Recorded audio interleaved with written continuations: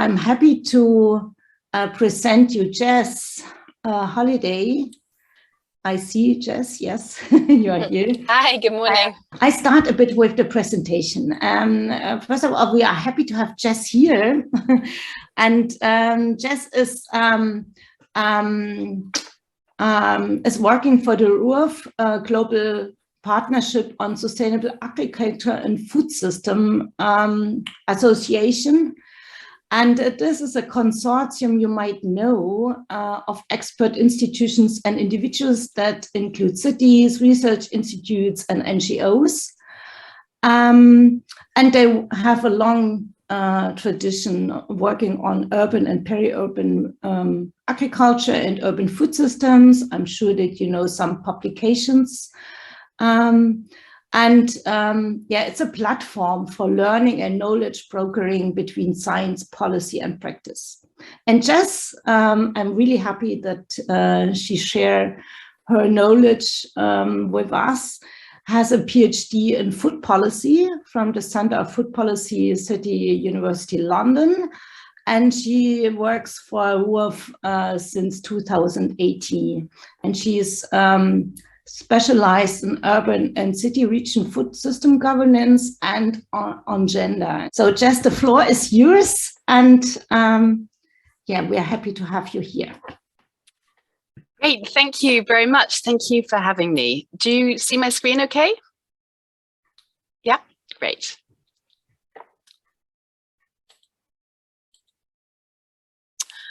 Okay, so as Ina mentioned, I'm a senior associate with RUAF Global Partnership on Sustainable Urban Agriculture and Food Systems.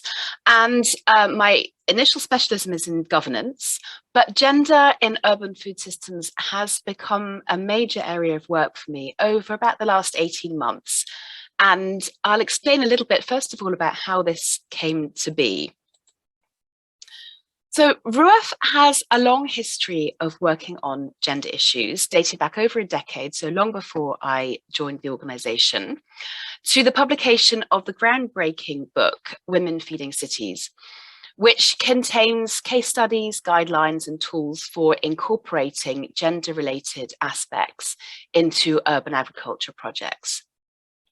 So this attention to gender in this context is unusual, because most work to address gender inequalities in the food system to date has focused on rural areas, and like this book, with a particular focus on women producers, farmers. But RUAF recognised that there are vast gender disparities in urban food systems, not just in rural areas, which have been largely neglected by city officials, economic planners, and development practitioners. And this became increasingly important to us to recognise that it's not just about producers, but throughout the whole of the food system, throughout the whole of the value chain.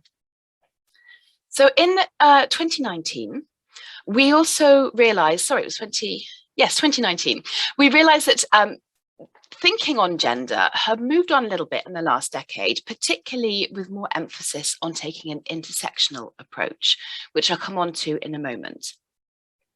So we realised we needed to update our gender statement, and we decided to compile a themed issue of the RUAF Urban Agriculture magazine on gender in urban food systems.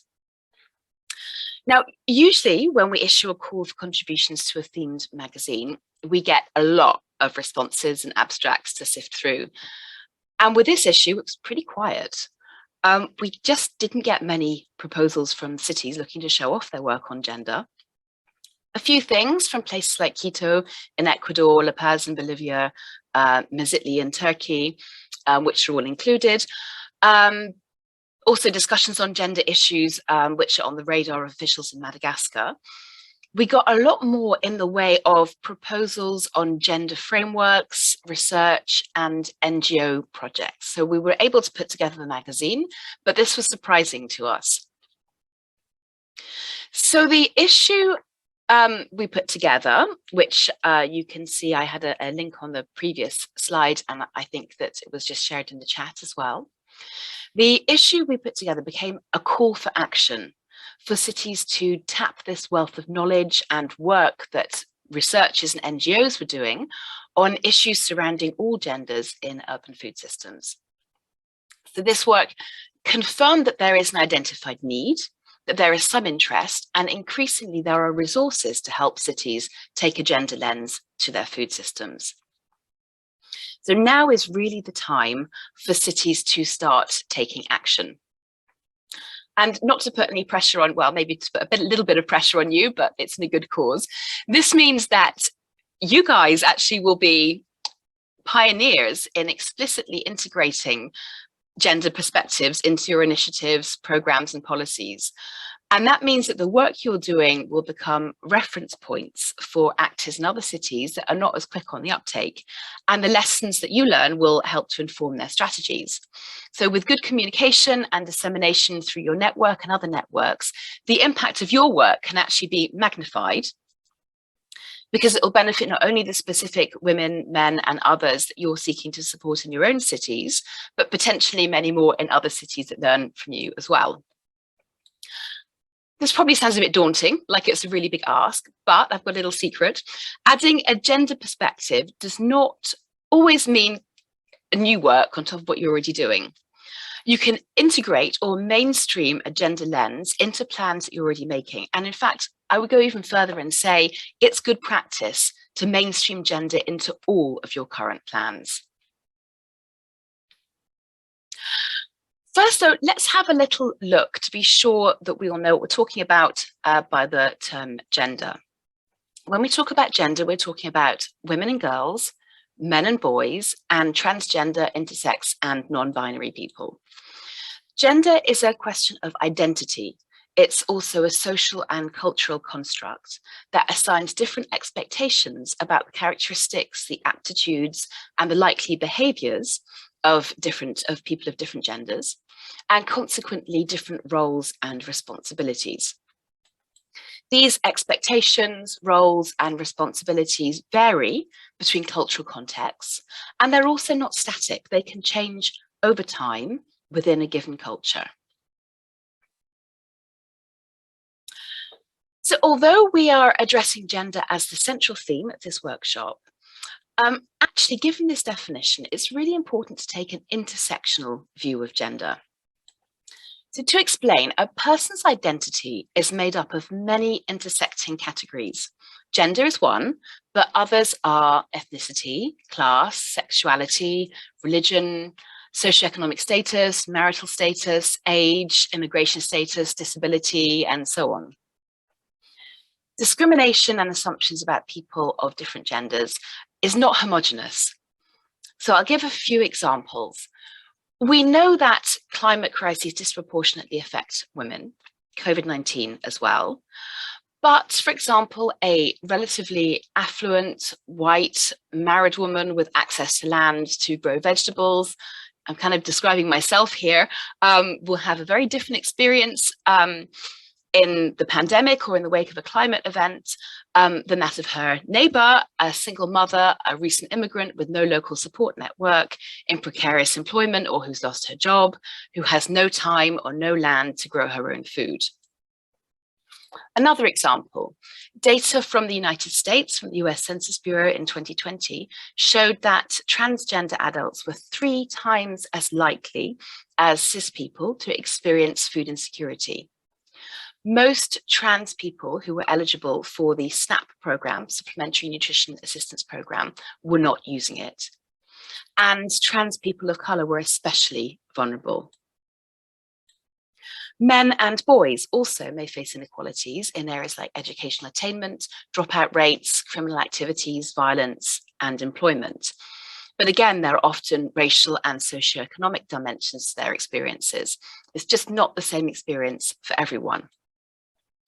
Translating this to the program level, you might seek, for example, to help women to sell their food products at a market. But if you don't add a class or a socioeconomic or a ethnic or religious perspective, you might find there's actually a subgroup of women who are excluded from the program, and they might be the ones who need it the most.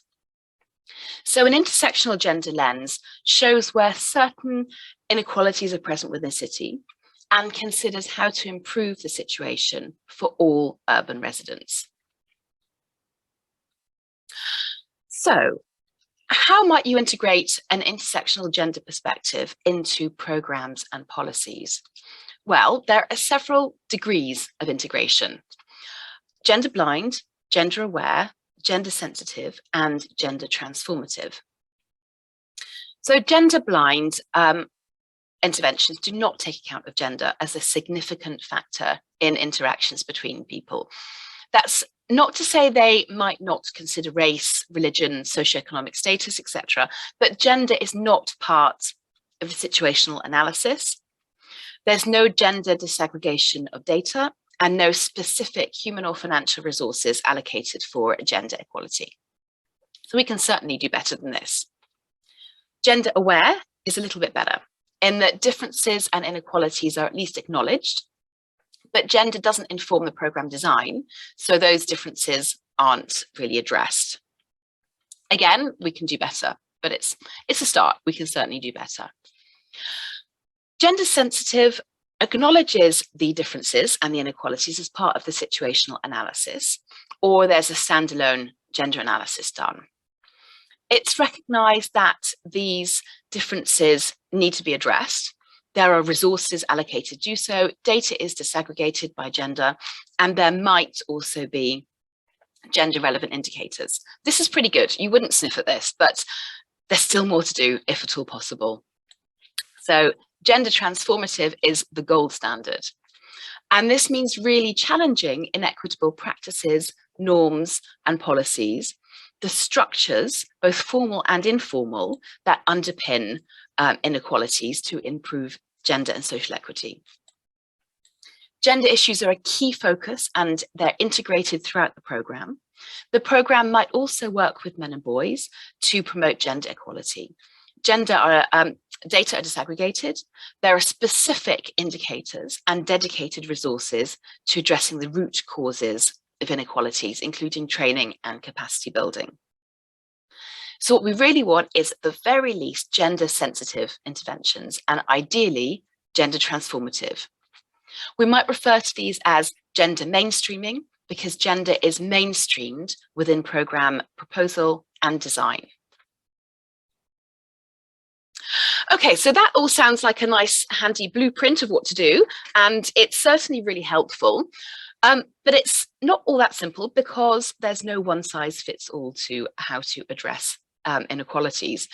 Firstly, the effect of gender and other intersectional factors on equality and social inclusion are highly context specific. So as mentioned in the previous two slides, before designing any kind of intervention, you really need to conduct a situational analysis. That is, seeing what the situation is, what the problem is, before working out how to address it. And this means that although it might be possible to draw inspiration from interventions designed to address similar issues elsewhere, there might be some subtle differences in the situation, as well as in the context and the norms, the assumptions, the cultural practices that underpin inequality. So it's probably not as simple as copying and pasting an intervention from somewhere else. You still need to do the situational analysis and work out how to adapt an inspirational program to your own situation. The second point is, as policy and program designers, we must not add to the problem by imposing our own assumptions. Situational analysis and planning must involve the specific groups of people of all genders who are the targets, who you want to be benefiting. And this needs to be really meaningful inclusion. It needs to involve them in every stage of the process, taking on board their lived experience. Because if we make assumptions, 100% we will get something wrong. And I like to draw an analogy with public toilets here, if you'll excuse a moment of potty talk. A public building may have 2 lavatories for men and 2 for women.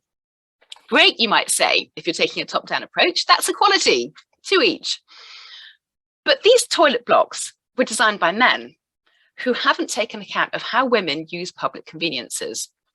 The experiences of women is that they have to wait in line for 20 minutes, while the men are in and out in a moment.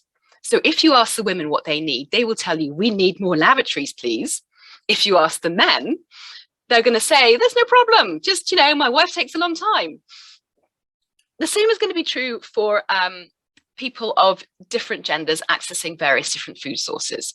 We can't assume that everything is fine just because there are food shops, a market, a food bank in the neighborhood. We have to ask the people, what is your own real experience of obtaining food, of going to that shop or market or street vendor or food bank? What's your experience of growing, preparing and serving food for yourself and your family? And we have to be led by their answers and by the solutions that they would like to see. The last aspect that I want to mention is the question of monitoring gender interventions in urban food systems. And we can look at this at two levels. Firstly, at the city level. My colleague at RUAF, Joy Carey, and late colleague Maria Dubbeling, with input from FAO and in consultation with more than 40 Milan Pact signatory cities, developed the monitoring framework of the Milan Urban Food Policy Pact. The purpose of this framework is to help cities to assess progress under their pact commitments. So it really looks at the overarching priorities and intentions of the city. This framework contains 44 qualitative and quantitative targets and indicators under the 6 Milan Pact work streams, which I put on the slide. So cities select and adapt indicators according to their situation and priorities. But while they were doing this work, some shortcomings were acknowledged, particularly over gender and climate change.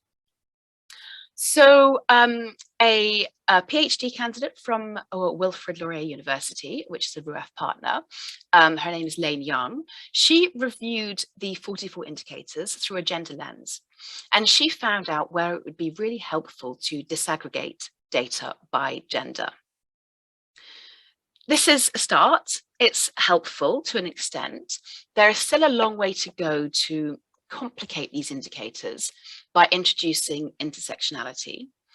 But the important thing is that they get gender on the agenda, and they really serve to mobilize action on gender in urban food systems.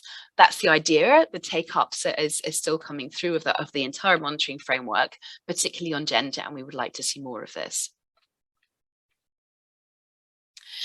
Then secondly, the second level is we need to look at indicators at the programmatic level. And this is perhaps more immediately pertinent to your task of integrating a gender lens into your work. When it comes to monitoring of specific programs and interventions, it is always good to design the indicators at the same time as designing the actions. It's really amazing how many urban food actions aren't really monitored because nobody thought about it at the beginning. They never thought about what data they might need and how to do it. So you need to start by identifying the priority area that you're seeking to address, and then seeing where you are now. That's this assessment or situational analysis. Identifying where you would like to be, and then how you'll get there. And then the indicators come into play when you are working out what you need to tell you when you've got there. So lastly, over time, we would expect the cumulative effects of the programme indicators to perhaps to help progress the overarching city indicators that I showed on the previous slide. So to wrap up my introduction, here's a quick reminder of the key points I've mentioned. There is an urgent need to address gender in urban food systems. Not only gender, but intersecting factors behind the inequalities which configure exactly which people of which genders are facing social inequality. In terms of along the scale of gender integration, at least gender sensitive, ideally gender transformative, to enable reversal of pervasive and systemic intersectional inequalities. Context is everything. Base interventions on situational analysis. Be led by self-determination and lived experience. And design your monitoring framework and indicators at the same time as your actions. Very briefly then, I'll try to be quick. I was asked to provide some examples of some good intersectional gender interventions that have mainstreamed the gender lens in Europe, or at least in the global north. So as I mentioned at the start, there are very few case studies out there, but I did a little bit of digging and I managed to pull out a couple of examples that show some of the points that we've been talking about. So the first one comes from Birmingham in the UK. In the UK, there's a national programme called Healthy Start. It provides food vouchers for young pregnant women and their children in low-income families. In the city of Birmingham in 2019, they realised that only 70% of eligible women and families were claiming these vouchers. So they launched a strategic plan that involved identifying the hotspots of low uptake and working with agencies to increase awareness amongst the families, and also some partners working with retailers to expand the number of retailers that were accepting the vouchers. So the plan contributed to a 5% increase in uptake of Healthy Start vouchers in the city in the first year alone. When I was looking at this case study, I saw there are two things going on there. There's the lack of awareness and a lack of outlets. But what isn't clear from this case study is the why the women aren't aware, and which women. Is there a structural reason, like certain welfare organizations work with some groups of women and they're not informing them, or maternity services aren't informing women, or is the information not available in some languages? We also don't know why the outlets don't accept the vouchers. Don't they know about them? Which types of retailers serving which groups of people? Do they believe they're not relevant to their customers? Are they retailers that are run by men?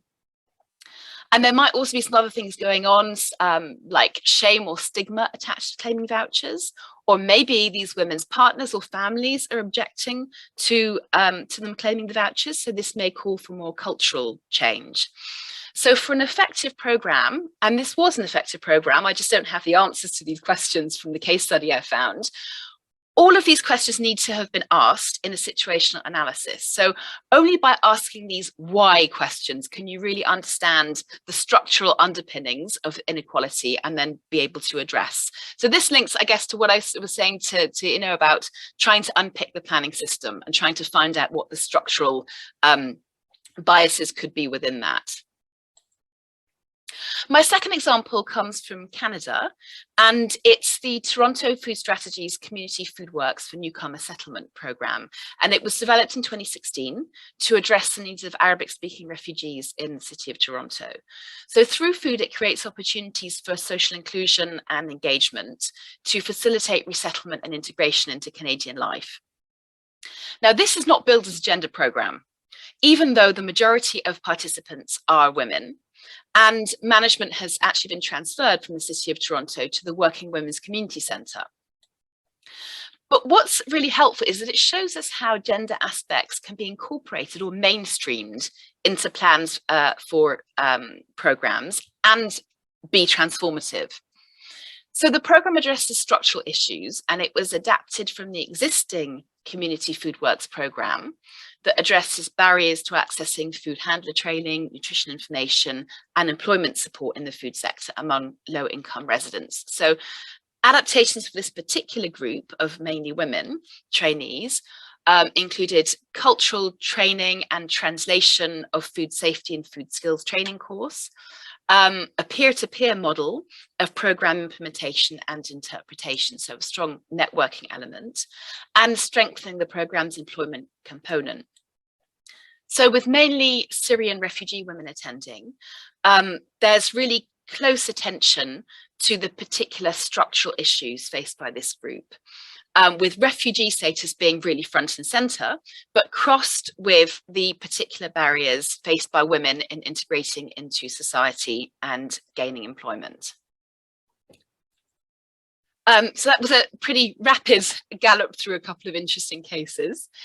I'm just going to end with some top tips to be truly transformational.